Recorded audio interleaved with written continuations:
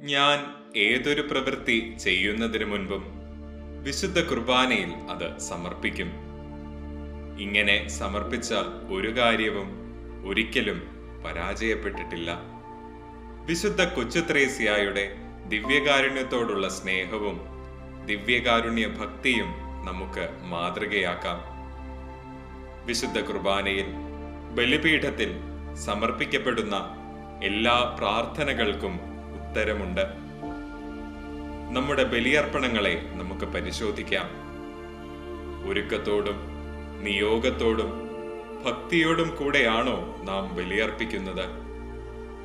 നമ്മൾ ചെയ്യുന്ന പ്രവൃത്തികൾ അനുഗ്രഹമുള്ളതും കൃപയാൽ നിറഞ്ഞതും ആകണമെങ്കിൽ വിശുദ്ധ കൊച്ചുത്രേസ്യായെ പോലെ അവ ബലിപീഠത്തിൽ സമർപ്പിക്കണം.